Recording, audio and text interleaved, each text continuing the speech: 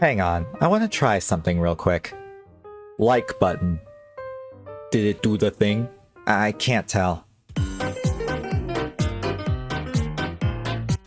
Hi there. Want to watch me butcher the second Doctor Who special? Well, I'm gonna do it anyway. Spoiler warning, blah blah, y'all know how this goes. We start off with, what the fuck is this casting? Isaac Newton isn't supposed to look this hot. I just remembered he looks more like Gladys from The Sims 4.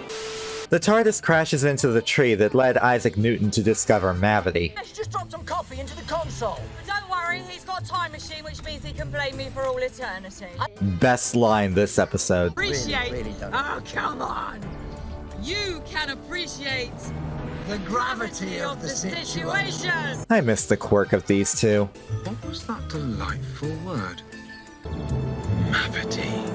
For fuck's sake, please don't do this to me, Russell. The TARDIS is still going crazy, crashing into walls, playing Wild Blue Yonder, and apparently went ham on the chipotle sauce because she had too much coffee. No thanks, I've had enough. One more cup and I'll jump to warp. Due to the extensive damage, the Doctor uses his sonic to activate the self-repair system. In the meantime, the Doctor and Donna explore their surroundings to see where they are. Some type of spaceship, with a really long hallway. They hear the TARDIS taking off because the hostile action displacement system, which means there's something dangerous on the ship. There's something on this ship that's so bad the TARDIS ran away. We go and kick its ass! Damn, I miss her. The Doctor steps on a rent-a-cart button, calling up an alien golf cart, which they use to get a closer look at the robot they saw further down the corridor. It seems unresponsive at first, but the Doctor gets all up in its face, repeating the word he heard over the PA, and the robot squares up like them's fighting words, son. Is that it? One step at a time. Very interesting. So interesting, in fact, we're just gonna drive away from it and forget it even exists. They stop at the end of the hallway and come across the control center of the ship, where the Doctor makes a very astute observation. We've got a chair. It's a good sign. It's a life form with a bum. He discovers that the ship was pulled through a wormhole that somehow led somewhere deep outside the universe, and the ship has been lost in the void ever since. I call it the Forbidden Glory Hole. Next, our dynamic duo finds their way to some kind of circuit room, and the Doctor assigns Donna to shuffle the circuits around while he works in another room with a lot of water tubes. Oh, well, that didn't really take long at all. Donna talks to the Doctor about what her family might do if she never comes back. Uh-oh. Check it out, we've found the hostile action. These are creatures that live in the void and are intrigued with the concept of existence, ergo take the form and knowledge of what they see. We came from the nothing, but you are not nothing. Oh, I think you'll find we're quite something. I love that line too, that's a close second. While the Doctor and Donna flee from their copies, the ship once again reconfigures itself, separating the two on different parts of the ship's understructure. While on the journey to find each other, Donna and the Doctor meet up in different chambers, and engage in quizzes to determine whether or not they're real. Spoiler alert, I already figured out they each encountered their copies, because if we're watching two scenes of this interaction, that means the imposters found them. The void creatures wouldn't need to prove themselves to each other. It's a weird cinematic logic puzzle. Oh, such a prize! What are you? This reveal was weird, but this chase scenario is nightmare fuel.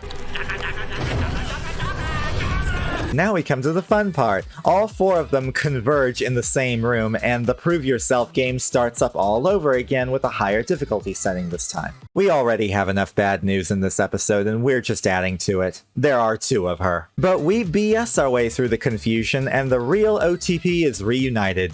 Speaking of BSing, the Doctor perplexes the Void copies with a line of salt, asserting that inhuman creatures can't cross a line of salt unless they count every single grain. I thought it was because it was a pure compound, but this is Doctor Who. Retconning my brain is in the job description. Who cares, because it didn't work, because it's literally just salt. And the void creatures were really salty about it. But we're saved by another reconfiguration cycle. Or not. That was just stupid. The chase begins again, but Donna and the Doctor make it to safety inside of the control center. Isn't that just the same door from the Rorth Dagger Drive control center? Just when I thought I'd never have to read their damn name ever again. This is the part where all the puzzle pieces fall into place. The Doctor learns that these creatures terrorize their copies to learn more about them. The more their adrenaline pumps, the faster their brains work, which means they gather more information to settle into their new forms. It's here we find out that the pilot of the vessel ejected herself from the ship to prevent the creatures from finding out about her very slow, methodical,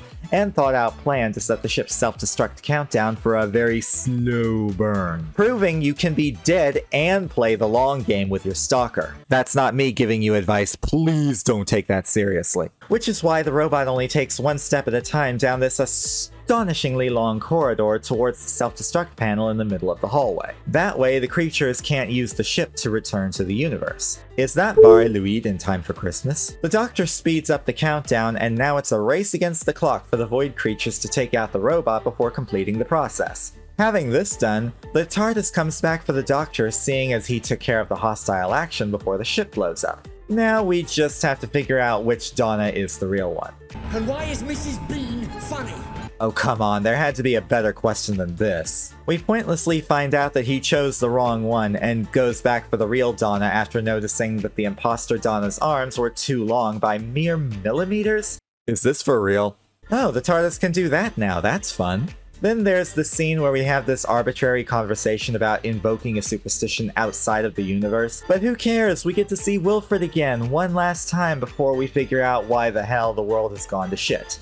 I mean, even more to shit than it already has. Which we'll discuss in the next poorly explained episode. In the meantime, I'd like to know, when the fuck are we gonna fix Mavity?